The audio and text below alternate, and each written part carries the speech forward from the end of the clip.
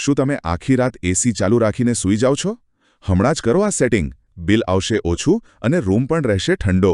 જો તમે પણ શાંતિથી સૂવા માટે આખી રાત એસી ચાલુ રાખો છો, તો આજે અમે તમને એસીની કેટલીક એવી સેટિંગ્સ જણાવીશું, જેનાથી તમે બિલને નિયંત્રણમાં રાખી શકો છો અને શાંતિથી સૂઈ પણ શકો છો. ઉનાળાના આગમન સાથે એસી આપણા જીવનનો એક આવશ્યક ભાગ બની જાય છે. આપણે તેના વિના જીવવાની કલ્પના પણ કરી શકતા નથી. ખાસ કરીને રાત્રે આપણે આખી રાત એસી ચાલુ રાખવું પડે છે, કારણ કે તેને બંધ કરવાથી રૂમ ગરમ થાય છે અને આપણે ઊંઘી શકતા નથી. આ કારણે ઘણા લોકો આખી રાત એસી ચલાવે છે અને જ્યારે મહિનાના અંતે વીજળીનું બિલ આવે છે ત્યારે તે મનને મૂંઝવણમાં મૂકે છે. ત્યારે આવો જાણીએ એસી બિલને કેવી રીતે કંટ્રોલ કરવું. તાપમાન. તમારે સૌથી પહેલાં ધ્યાનમાં રાખવાની જરૂર છે કે એસી યોગ્ય તાપમાન પર સેટ કરો. ઘણા લોકો એસીને 16-18 ડિગ્રી પર સેટ કરે છે, કારણ કે આ રૂમને ઝડપથી ઠંડુ કરે છે. જો કે આ તાપમાન ખરેખર એટલું મહત્વનું નથી. એક્સપર્ટ કહે છે કે તાપમાન 23-24 ડિગ્રી પર સેટ કરવાથી પણ રૂમ ઠંડો રહે છે અને વીજળીનો વપરાશ ઓછો થાય છે. Sleep mode. બીજી ટ્રીક એ એસીનો સ્લીપ મોડ છે.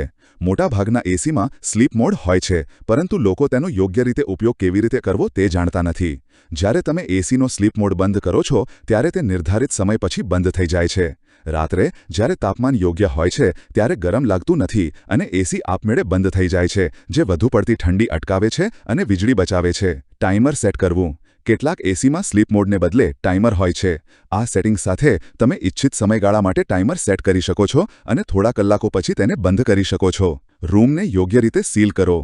આ ઉપરાંત રૂમને લાંબા સમય સુધી ઠંડો રાખવા માટે રૂમને યોગ્ય રીતે સીલ કરવો ખૂબ જ મહત્વપૂર્ણ છે.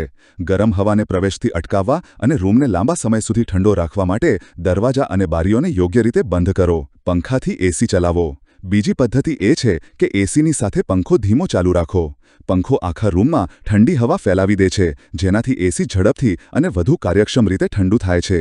જો તમે આ નાની બાબતો પર ધ્યાન આપો છો, તો તમારો રૂમ ઠંડો રહેશે જ, પરંતુ તમારું વીજળીનું બિલ પણ નોંધપાત્ર રીતે ઘટશે.